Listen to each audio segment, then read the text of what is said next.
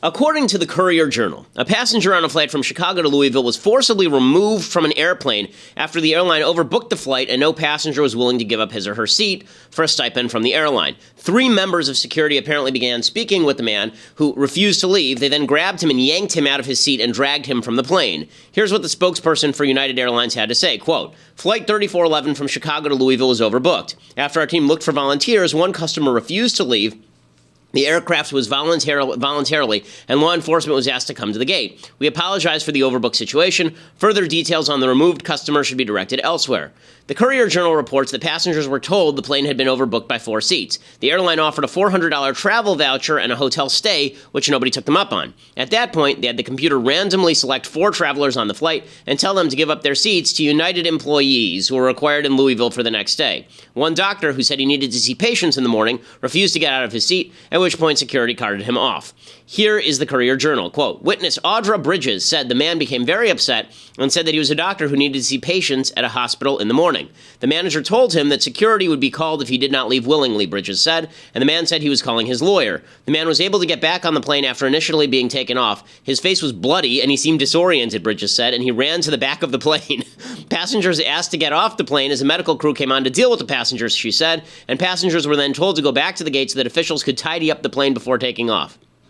United Airlines is taking a serious hit publicly for this incident, as well they should. It is appalling. Here's what the United Contract of Carriage states, quote, "All of UA's flights are subject to overbooking, which could result in UA's inability to provide previously confirmed reserved space for a given flight or for the class of service reserved. Under Rule 25 of their Code of Carriage, United states that it will request volunteers, but that if nobody volunteers, they can deny people boarding involuntarily in accordance with UA's boarding priority. If you're removed from a flight involuntarily, the airline pays you a multiple of the airfare beyond your original ticket." This isn't an unreasonable policy, actually. Passengers routinely miss flights. Overbooking is common practice in order to fill planes instead of wasting money and time flying extra routes. But there are 2 elements here that are unreasonable, if not legally, then certainly in terms of business. First, there's the question of the airline employees bumping paying passengers. Yes, the airlines have contracts with their stupid unions that require a certain number of staffers on particular flights. But when the unions trump the customers, the business is doing a terrible job. I will admit this has happened to me. I've been forced to miss a speech before hundreds of college students because the airline canceled my flight, then refused to book me on the next flight in order to fly a bunch of its own employees. Second, there's the problem of force. Why didn't United decide which passengers were bumped before boarding them? Or better yet, keep upping the offer until somebody on the plane took it. $400 isn't a lot of money to give to somebody to compensate them for having to stay overnight in a location that prevents them from working the next day. Is there any question that if the company had simply upped its bid, somebody would have taken them up on it? In the end, people are going to call for government regulation because that's what they do. But this is actually a really good example of the market working. United is going to take a massive public relations hit today. They'll lose hundreds of thousands of dollars over this fiasco. Their stock price may even be affected. They'll change their policy to ensure this never happens again. Other companies will take advantage with better service, and customers will be served. And that customer who was removed will probably be amply compensated in settlement too. The market still works, even if people are going to want government action on stupidities like this. I'm Ben Shapiro. This is The Ben Shapiro Show.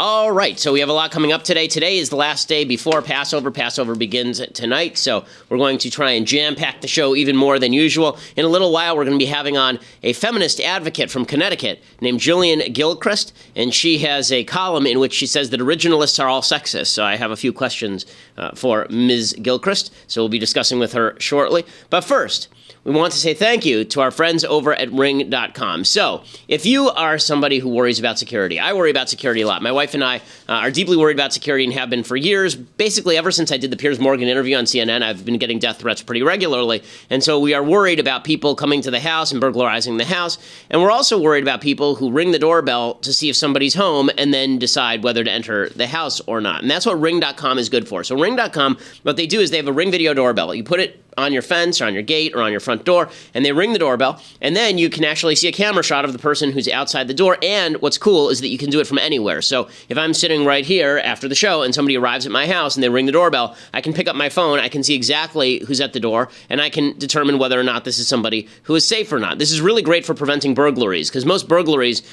they ring first. They want to find out whether somebody's home, then they know you're not home, and then they rob the place. This helps prevent that. And right now, they have an advanced motion detection technology that you can get with the Ring of Security Kit, which includes the Ring video doorbell for that front door, and then a Ring stick-up cam, which is a wireless weatherproof HD camera to keep an eye on other parts of your property. They both install in minutes. I've installed them myself. And when they're working together, they do provide that 24/7 monitoring of your entire home, whether you are there or whether you're actually at the office or someplace else. Again, when I'm out of town, I rely on Ring to make sure that, everything is okay at home. And I really enjoy, and we use their product a lot, obviously. For a limited time, listeners to this show can get $150 off a Ring of Security Kit. Right now, just go to ring.com/Ben. Ring.com/Ben. Use that /Ben so you get the $150 off that Ring of Security Kit.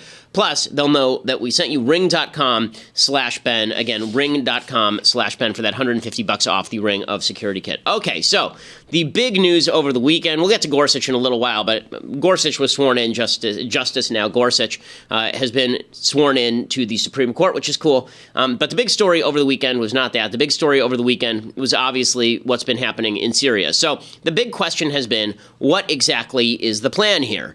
And the Trump administration has not made very clear that there is a plan. So I offered two theories last week as to what could be going on. One is Trump saw some stuff on TV and fired a few missiles at it.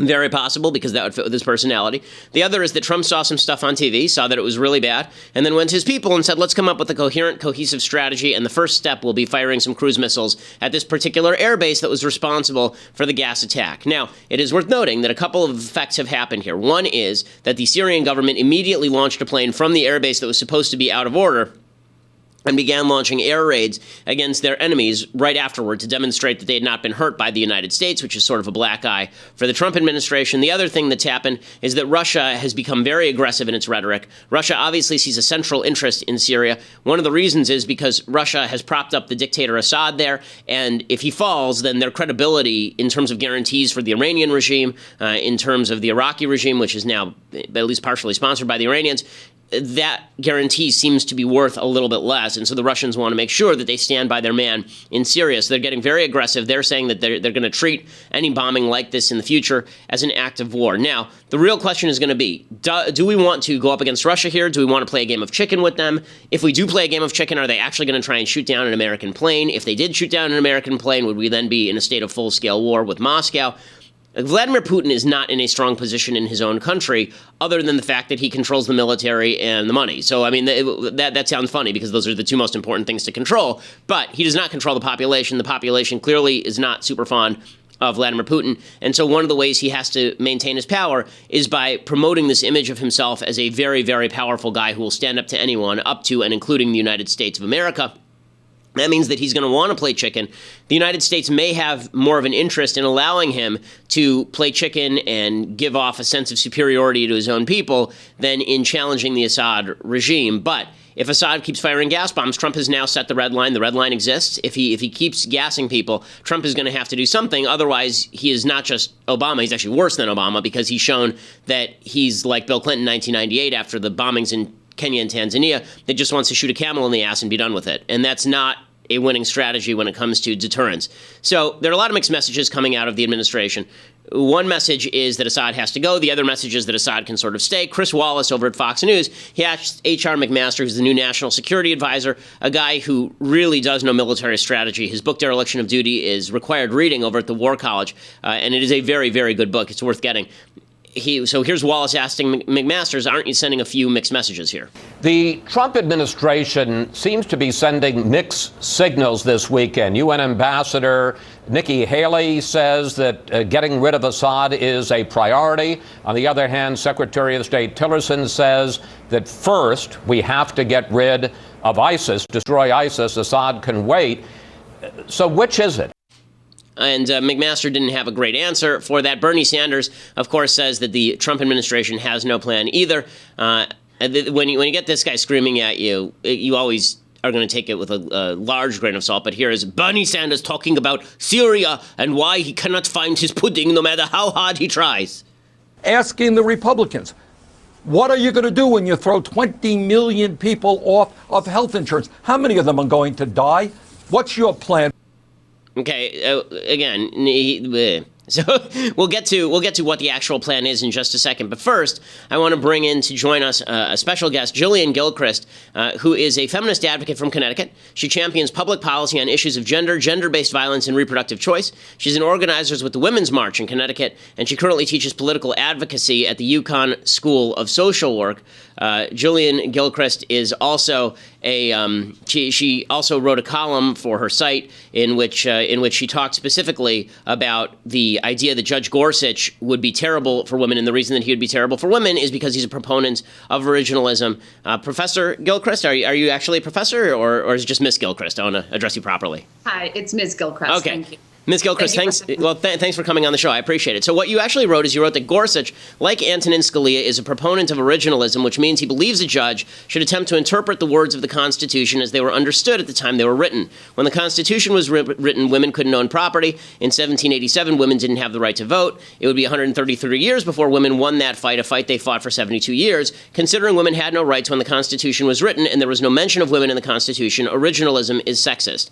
So let me ask you first to expand on that. Is it the Constitution that's sexist or originalism that's sexist, or both? Well, actually, the original Constitution is sexist, and then the originalist perspective that actually looks to the original document is also sexist. And so we know that when a judge practices originalism, they look backwards. They don't try to see the Constitution in the current context of society. And so by looking backwards, as I said in my piece, at the time the Constitution was written, women didn't have any rights. We were property. So yes, the originalist perspective is sexist. And so I think Neil Gorsuch will not be good for women on the Supreme Court. Okay, so two quick things. One, you're right, that obviously, the women did not have rights under the Constitution in many ways. The idea that they were property is an overstatement. They couldn't be sold into slavery. I mean, black people were property. Women were not property under the Constitution of the United States. But I do have a basic question here, which is, what do you think a judge's job is? Right? I mean, a judge, from where I sit, and according to the structure of the Constitution, his job is to interpret the law as it's written, not to make up what he wishes the law were. That's what we have legislatures for. That's why we have people who vote on things. The idea that you're going to have some sort of super legislature made up of the great wise men or women who decide what a text means that has nothing to do with the original meaning of the Constitution. What do you think a judge's job should be? Well, so what an originalist actually does, though, is goes even beyond that interpretation to an originalist thinks that the 14th Amendment, which would actually give women equal protection, based on what we know from Justice Scalia, he didn't actually think that that protected women. And so he thinks that equal protection does not prohibit discrimination on the basis of sex. An originalist like Scalia also feels that the right to privacy is not included in the Constitution. And so I understand what a judge's job is, but then we also have, thankfully, the legislature. And so the legislature can pass public policies that will give women rights. And Scalia, to be fair, that's what Scalia says. I mean, that's what Robert Bork says. That's what Justice Thomas says. I'm an originalist. This is what originalists say. We say this is why we have legislatures. The purpose of a legislature is to pass things like the Civil Rights Act of 1964. You don't have judges who just sit there and then pass legislation. This is why we have separate branches. So again, I ask you, you're upset at the outcome of some of what the judges say, because the judges are reading the text according to what texts mean. I mean, it's not poetry.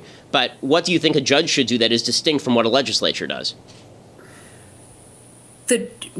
Well, to answer that, I mean, what now is happening is, so the legislature passes a policy to give women greater access. Let's use Hobby Lobby, since that's a case that Neil Gorsuch, ruled on. The Congress passed healthcare reform to allow women to have greater access to birth control. And when that then went through the court process, because conservatives argued against that, when it went through the court process, it was ruled down. And so, we might have the legislature, yes, we have judges, but with an originalist perspective, like Neil Gorsuch's and like Scalia's, when we try to progress women through public policy, it then is still being shot down in the courts, because that originalist perspective, as I mentioned, is a sexist perspective. Okay, so again, the problem is that, I mean, take Hobby Lobby as an example. It wasn't that Neil Gorsuch is against contraception, presumably. I mean, his church apparently is pro-contraception. The idea that Neil Gorsuch has a personal view that's anti-contraception, that's not accurate. I mean, Neil Gorsuch's view is that there's a First Amendment to the Constitution which protects the freedom of religion of people like the religious owners of Hobby Lobby, and said that they don't have to violate their own religion in the provision of health care. Now, you may disagree with that policy. That's why we have an amendment process. So the Constitution does it basically enshrine certain fundamental rights. If we disagree with those fundamental rights, there's an amendment process. Or do you think that we should just get rid of the Constitution completely? Because it seems to me that's sort of what you want. We shouldn't have judges. We shouldn't have judicial review. We shouldn't have a Constitution. We should just have a legislature that does all the things that you want them to do, or judges that just say the legislature can do all those things. No, not at all. We need to pass public policies, or we could amend the Constitution. And right. Women did try that through the Equal Rights Amendment, but that too didn't make it through. Right. And so, to your point about Hobby Lobby, it is the first decision where two competing interests, the religious freedom, religious rights of individuals, did actually then trump the rights of those who need access to birth control. And so I think a different judge in that position who doesn't have an originalist perspective like Neil Gorsuch's wouldn't have ruled in that way. So how should a judge read a text? Should a judge just decide what the judge wants to be the law and then just say this is the law? Like, what standard do you use? So my standard is that with the Constitution, I think it was supposed to be a document, a guiding document. And so I don't think anyone at the time the Constitution was written thought that the world would always exist as it was. And so I certainly think we need that text, but we should interpret it in light of what is happening in present day. We've changed a lot as a culture and as a society. And so to assume that you can use a text from hundreds of years ago to decide cases today just seems ridiculous. Except that we do that with texts literally every day in the courts. We use the Sherman Antitrust Act to rule on antitrust. We use the Food and Drug Administration Act to determine what the FDA is allowed to regulate. Legislation is designed to be interpreted as text. You know, this is just basic legal 101. I mean, you're supposed to read a text as it's written, not as a piece of T.S. Eliot. Yes, but we use that text to interpret current day problems. And it seems that when it comes to women's rights, originalist perspective tends to side on the air of always looking backward and not looking at current day because if I wrote a piece of legislation 10 years ago and I said to you, okay, you and I write a piece of legislation today, right? And we use the language of today. We mean something by that language. In this conversation, somebody will read this 100 years from now, and we will have meant what we're saying to each other. We understand what we're saying. If somebody wants to read what we're talking about today, and then it turns out that all the words that we're using now mean the reverse because things have changed, did our conversation mean the reverse of what it meant, or does it mean what we're talking about right now? Words have meaning at the time they are said, and to try and read new meanings into old words just because, quote-unquote, times have changed, you can end up with some really bizarre results. I mean, and the problem here is that, you know, you may not like what Neil Gorsuch is trying to do, but at least it's a rule of interpretation. In the constitutional structure, what we've had is the Supreme Court very often reversing itself on the exact same language by using the sort of rules that you want. So, for example, in Plessy versus Ferguson, you had the Supreme Court say that the 14th Amendment did not apply to black people insofar as segregation was okay. And then 50 years after that, they say, no, it turns out the 14th Amendment actually meant that segregation is not okay anymore. Well, that's silly. I mean, it either meant one or it meant the other. It didn't mean two different things at the same time. One of those decisions is wrong and one of those decisions is right. That's true for every judicial decision. The idea that we can just look to our hearts to determine what a text meant 200 years ago is silly when we can find out what they meant 200 years ago by reading what they're talking about now. And yes, I wouldn't disagree. Where you made the point, though, that our conversation we're having today, what we're saying to one another is what we're saying to one another. And if looked at 100 years from now, it would still mean the same thing. But people using our conversation 100 years from now would have to apply it to that current day because it's not going to look the same. And so we do need to look back at texts, but we need to interpret them with the current climate. And so to say that, I mean, Justice Scalia came out and said that the 14th Amendment does not prohibit discrimination on the basis of sex. Justice Scalia came out and said that there is no right to privacy in the Constitution. Right, because there aren't any of those things in the Constitution. If you want to establish one, you create an amendment. There's no right to abortion in the Constitution. the right to privacy is not the right to have an abortion. The right to privacy also covers the right to access birth control.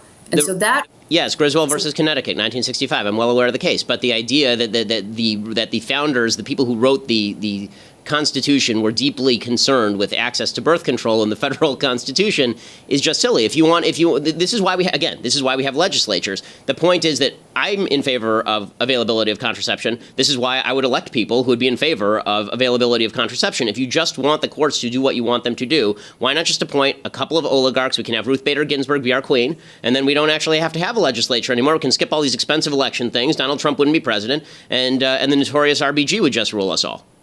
The problem for women in this country is that when we pass public policies to increase our rights, they are then shot down by the court, who doesn't believe what you just explained, that we don't have a right to privacy or that we don't have equal protection under the law. And so I don't want to. That's not accurate. There are dozens of states that had already legalized abortion in large part before Roe v. Wade, and the courts had never struck that down on any grounds. I mean, now you're reversing it. I mean, the fact is that if a state legislature passes a law that makes availability of contraception a thing, that's still not the same thing as, for example, Hobby Lobby, where you're actually forcing people to pay for your contraception in violation of their religious obligations. So if you're just talking about access to health care, then a state is perfectly capable of passing whatever law that it wants, and the courts won't strike it down. There are countervailing interests in some of these cases under the Constitution, and that's what the Supreme Court is talking about in an originalist jurisprudence. But if you want to pass a constitutional amendment, go for it. Again, I guess my final question is this, and I unfortunately have to let you go because it's an interesting conversation, but my final question is this. Why bother having elections? Why bother having legislatures? Why do you, if the American people are constantly doing things that are stupid, or if the American people are constantly electing legislatures that are terrible, and if we can just have judges who are going to be able to apply the Constitution as you see fit, again, I ask, why not just appoint Ruth Bader Ginsburg, the actual queen of the United States, and she can rule from above, and she'll do all the things you want? And why isn't that okay with you? I mean, tyranny with someone who you agree with seems okay with you a little bit. Tyranny is never good, and right now I feel as though we're under a tyranny. Why? What is it? Again, I'm not a Trump fan, but I'm just wondering what he's done exactly. But we can get into that in a bit. That would be another conversation for another time.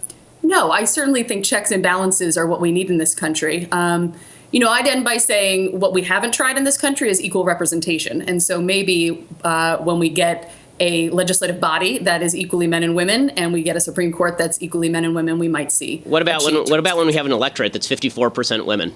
At that point, can we say that we have equal representation because most people who vote are women? Nope, not yet. Why not? What happened to the women? Are they all slaves? Well, we might have equal voting, but we do not have equal representation in any of our bodies of government. And so until we have that, I think we'll see a big difference in the policies and the rights we have as women in this country. So a woman is not really a female voter if she elects a man? I'm confused again by like no, not at all. I just think that, to your point of should we have just a judicial branch ruling all, I was answering that. No, we need equal representation in all leadership bodies in this country. And so I was speaking to that piece. Okay. I think it's fantastic we have both men and women voting for both men and women. Okay, so Ivanka Trump for president then. She's a woman, so yay. I wouldn't go that far. Okay, well, I appreciate you taking the time. Julianne Gilchrist, very kind of you to come on. Feminist advocate from Connecticut. She's at the political advocacy. She teaches political advocacy at the UConn School of Social Work. And if people want to find her work, what's the best way to get in touch? Great. They can find me on Twitter at Gilchrist. That would be the best way. Great. Really appreciate it. Thanks so much. Thank you. Okay, so we have to. I want to say thank you to our advertisers over at ZipRecruiter.com. So if you're looking to hire, not on the basis of sex, but on the basis of merit, and you would like to just hire somebody who's great for the job, the best way to do that is over at ZipRecruiter.com. You can post your job to 200 plus job sites, including social media networks like Facebook and Twitter, with a single click instead of having to go all around and post at 1,000 different sites. You can find candidates in any city or industry nationwide. You post once, and those candidates just roll right on in. They have a very easy-to-use interface. So you can dismiss people or accept people. It's great. We're starting to use it over at dailywire.com. And right now, my listeners can post jobs over at ZipRecruiter for free by going to ZipRecruiter.com/dailywire. That is ZipRecruiter.com/dailywire. ZipRecruiter.com/dailywire. You can post your job for free. Make sure you get that slot filled, again, on the basis of merit, not on the basis of the gender of the person. Oh, my God. Okay, so, alrighty. So, I want to discuss this Syria thing for one more second before we have to break on the podcast Facebook Live. So, as I say before, final note on that interview. I just would like to note, again, there is no reason that Ms. Gilchrist could come up with, none, that suggests that Ruth Bader Ginsburg should not be Queen of the United States. She says she's against tyranny, but then she says that Ruth Bader Ginsburg should be able to read whatever she wants into the Constitution in order to apply Ruth Bader Ginsburg's values. She says that she's in favor of checks and balances, and then explicitly says that she's angry that the Supreme Court would act to check and balance a legislature that oversteps its boundaries in violation of rights. This just demonstrates once and for all that when it comes to the left's view of the judiciary, it is judicial tyranny they are after. They are not after any sort of consistent rule of law. They have no idea what judges should be doing as opposed to legislatures. They think that judges should just be doing the things they want them to do, and they have no good answers on any of this. Okay, when it comes to Syria, as I was saying before the interview, the fact is there's a lot of confusion on Syria. Two messages coming from the administration. One is that Assad should be left in place, and the other is get rid of him. So here's Rex Tillerson, the Secretary of State, saying that the first priority is to defeat ISIS, and for the moment, let's leave Assad alone. We believe that the first priority is the defeat of ISIS, that by defeating ISIS and removing their caliphate from their control, we have now eliminated at least or minimized a particular threat, not just to the United States, but to the whole stability in the region. And once the ISIS threat has been reduced or eliminated, I think we can turn our attention directly to stabilizing the situation in Syria. We're hopeful that we can prevent a continuation of the civil war and that we can bring the parties to the table to begin the process of political discussions. Clearly, that requires the participation of the regime and with the support of their allies, and we're hopeful that Russia will choose to play a constructive role in supporting ceasefires through their own Astana talks. I don't think that Tillerson is entirely wrong here. When Tillerson says we have to defeat ISIS and we just have to stop Assad from basically running roughshod over everybody, I think that's probably the right strategy. As I said last week, ousting Assad seems to me a secondary priority. It's not like get rid of Assad, that'll make the country better, and then go after ISIS. The question is whether Assad even cares about going after ISIS. I don't think he does. I think we're going to have to do it ourselves. That said, we can keep Assad in check at the same time we are going after ISIS. The idea that we can't walk and chew gum at the same time is silly. But I do not think that we are in a position to rebuild the country at the same time that we're trying to protect people from Assad and ISIS. I think that's a mistake. I mean, getting rid of Assad and then having a giant chaotic vacuum, that seems to be opening a can of worms we have no answers to. H.R. McMaster, the national security advisor, he still seems desperate to keep Russia involved in this. He says Russia should be part of the solution in Syria. Medvedev wrote, the U.S. is, quote, on the verge of a military clash with Russia. So what are we prepared to do if Russia defends its interests in Syria?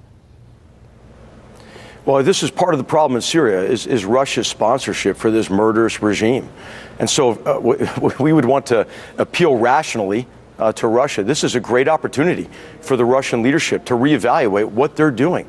Why they are supporting a regime that is committing mass murder against its own people. So it would be a great opportunity, except they're not going to do it. So what do we do next? Well, that's the big question. So to get that answer, you're going to have to go over to dailywire.com right now and become a subscriber. You got a little bit of extra today, but normally you wouldn't. So that means that you have to go over to dailywire.com. You can see the rest of the show live. You can also be part of the mailbag, which we'll do a little bit later this week. And right now, for $8 a month, you get that subscription. If you become an annual subscriber, you get a free signed copy of Reasons to Vote Democrat, a comprehensive guide by our own Michael Knowles, Yale graduate. It's gotten stellar review, really, a stellar review from weeklystandard.com, which is hysterical since it is an actual blank book. But it is a great gag gift. It is the most thorough book on Democratic ideology there is. Go check it out over at dailywire.com, become an annual subscriber. Or if you just want to listen later, then go over to iTunes or SoundCloud, leave us a review. We appreciate it. It helps iTunes recognize that we are a massive podcast because indeed we are. Our numbers are stellar. You are listening to the grandest and most glorious conservative podcast in the nation.